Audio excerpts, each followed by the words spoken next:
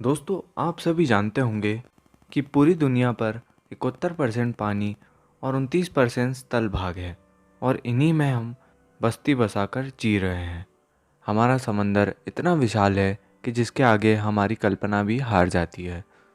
इन विशालकाय समंदरों के नीचे हजारों रहस्यमय जगहें और चीज़ें हैं जिनके बारे में जानना किसी के लिए भी नामुमकिन है। इन्हीं सब रहस्यमयों से जुड़ी एक कहानी है टाइटैनिक की। इस जहाज़ के डूबने के 73 सालों तक किसी को नहीं पता चल पाया कि ये जहाज़ कहाँ है और किस अवस्था में मौजूद है। 15 अप्रैल 1912 में यह अनोखा जहाज़ डूबा था। इसके लगभग 73 सालों बाद यानी 1985 में इसे ढूंढा गया, लेकिन इसे ढूंढने के बाद भी अभी तक इसे निकाला नहीं जा सका है। आज के इस वीडियो में हम टाइटैनिक जहाज़ कैसे और क्यों डूबा था इसके बारे में बात नहीं करेंगे, बल्कि ये जहाज़ आज भी समंदरों की गहराई से निकाला क्यों नहीं गया इस बारे में बताएंगे। तो चलिए शुरू करते हैं। टाइटैनिक जहाज़ कैसे और क्यों डूबा था इसके बारे में हम सबको थोड़ा बहुत पता तो ज़रूर है, और इस जानकारी के पीछे सबसे बड़ा हाथ है टाइटैनिक नाम की इस आइकॉनिक मूवी का, जो सन 1997 में रिलीज़ हुई थी। सन 1912 में टाइटैनिक डूबने के बाद करीब 73 सालों तक वैज्ञानिकों ने इसे ढूंढने की जी तोड़ कोशिश की और कई सारे मिशन भी इसकी तलाश में किए गए, लेकिन किसी को भी कोई सफलता हासिल नहीं हुई।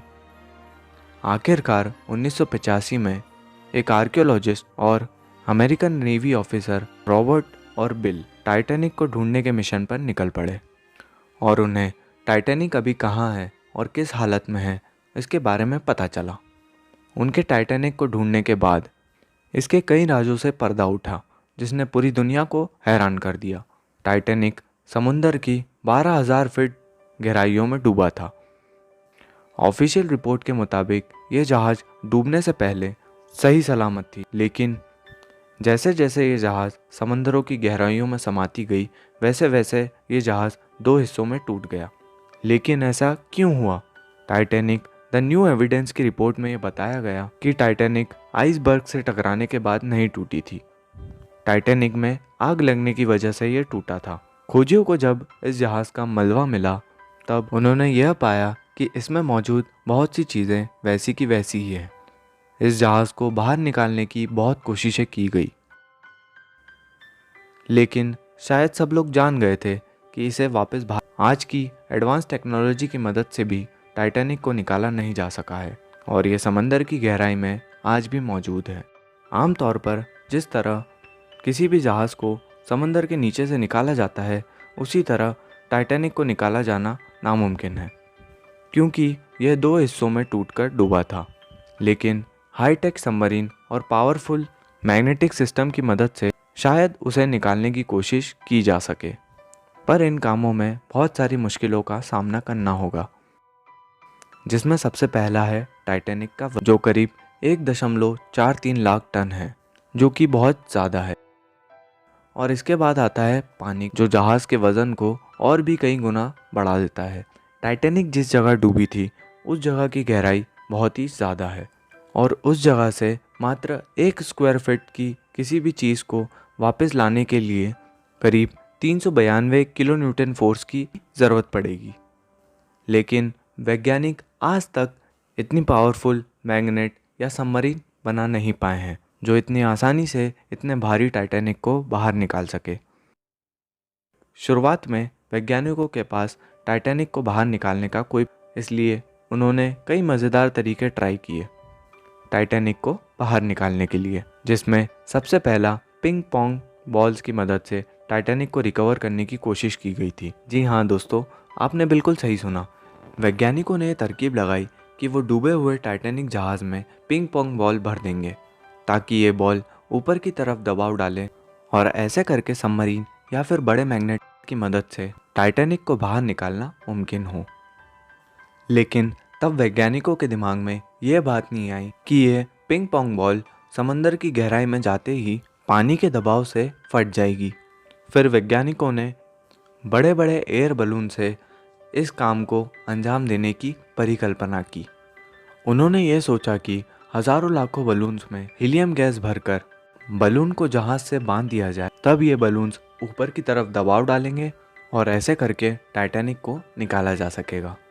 लेकिन तब वैज्ञानिकों ने ये नहीं सोचा कि इतने गहरे पानी में गुब्बारों में हीलियम गैस कैसे भरी जा सकेगी, और ये भी एक फ्लॉप आइडिया साबित हुआ। आखिरकार वैज्ञानिकों ने ये तरकीब लगाई कि बर्फ़ की डेंसिटी पानी की तुलना में कम होती है और जिसलिए बर्फ़ पानी में तैरता है। उन्होंने ये सोचा कि टाइटैनिक जिस जगह मौजूद है, अगर किसी तरह उस जगह पर पानी को किसी तरह बर्फ़ में तब्दील कर दिया जाए तो ऐसे करने से शायद जहाज़ पानी के ऊपर आ जाएगा। इस तरकीब को बताया अमेरिका के एक इंजीनियर जॉन पियरे ने। उन्होंने अपने रिसर्च में यह बताया कि इसके लिए उन्हें अधिक मात्रा में लिक्विड नाइट्रोजन की ज़रूरत पड़ेगी और ये आइडिया बहुत ही कमाल का था। लेकिन ब्रिटिश गैस कंपनी BOC के मुताबिक इस प्रोजेक्ट को अंजाम देने के लिए करीब आधे मिलियन टन नाइट्रोजन की ज़रूरत होगी, और तभी सभी के मन में यह सवाल आया कि इतने विशाल मात्रा में लिक्विड नाइट्रोजन को इतनी गहराई तक कैसे ले जाया सकेगा। और अंत में यह प्रोजेक्ट भी कामयाब नहीं हो सका। और इसके बाद एक शिप बिल्डिंग कंपनी ने टाइटैनिक को निकालने का एक आइडिया दिया। उनके मुताबिक टाइटैनिक पे जमे हुए शैवाल और गंदगी को साफ करना होगा और इसके लिए एक पावरफुल वैक्यूम क्लीनर जैसी मशीन की ज़रूरत होगी। इसके बाद एक मजबूत लोहे की मोटी तार से टाइटैनिक को इस बोट से जोड़ देना होगा और बाकी का काम ये मशीन ही कर देगा। और एक ऐसी सबमरीन का जुगाड़ करना पड़ेगा जिसका टैंक गैस से फुल हो। सिर्फ इतना ही नहीं, इस प्रोजेक्ट के लिए भारी मात्रा में बिजली की आवश्यकता होगी। इस प्रोजेक्ट को अंजाम देने के लिए करीब 20 मिलियन वॉट की बिजली की आवश्यकता होगी और इस बिजली के उत्पादन के लिए एक पावर प्लांट की भी आवश्यकता है। लेकिन समस्या यह थी कि समंदर की इस गहराई में पावर प्लांट कैसे बनाया जाए। वैज्ञानिकों ने फ्लोटिंग पावर प्लांट बनाने के बारे में भी सोचा, पर इतनी गहराई में इलेक्ट्रिक वायर टिक नहीं पाएगी। पानी के अधिक दबाव से यह वायर फट जाएगी। कैसे भी करके अगर इस प्रोजेक्ट को अंजाम दे भी दिया गया, फिर भी ये प्रोजेक्ट बहुत ही महंगी साबित होगी। इसलिए इस प्रोजेक्ट को तुरंत बंद कर दिया गया। बहुत सी बड़ी बड़ी कंपनियों ने इस प्रोजेक्ट को अंजाम देना चाहा, पर इसमें इतना खर्च है कि इसके बारे में ना सोचना ही बेहतर है, क्योंकि टाइटैनिक को बाहर निकालने में जितना खर्च है, उस पैसे की रिकवरी करना उतना ही मुश्किल। इसी कारणवश इस प्रोजेक्ट को कोई भी अंजाम नहीं देना चाहता। अगर कोई कंपनी इस जहाज़ को निकाल कर किसी म्यूज़ियम में रख भी दे तो इसे रिकवर करने में उन्हें 100 साल से भी ज़्यादा लगेगा। हालांकि इस अनोखे जहाज़ से लोगों की इमोशंस जुड़ी है, लेकिन फिर भी कोई कंपनी इतना बड़ा रिस्क लेना नहीं चाहती। वैज्ञानिकों के मुताबिक बैक्टीरियाओं ने इसके मलबे को खोखला कर दिया है और आने वाले सालों में यह बैक्टीरिया टाइटैनिक को पूरी तरह तहस नहस कर देंगे। सिर्फ इतना ही नहीं, टाइटैनिक बहुत सी समुद्री मछलियों का घर बन चुका है। इसलिए यूनेस्को ने साल 2001 में टाइटैनिक को under water cultural heritage site declare कर दिया है। कहा जाता है इस जहाज़ को निकालने में जितना खर्चा होगा उतने ही पैसों में दूसरी कई बेहतर जहाज़ें खरीदी जा सकती हैं और कोई भी कंपनी ऐसी बेवकूफ़ी करना नहीं चाहेगी। वैसे तो इस जहाज़ को कभी समंदरों की गहराई से निकाला नहीं जा सकता, और अगर ये जहाज़ ऐसे समुद्र में आने वाले दिनों में भी टिकी रही तो हमारी आने वाली नस्ल भी इसकी रहस्यमय गाथाओं को जान सकेगी। दोस्तों, आज के लिए बस इतना ही। अगर आपको ये वीडियो पसंद आया तो प्लीज़ लाइक शेयर करें और चैनल को सब्सक्राइब करना ना भूलें। धन्यवाद।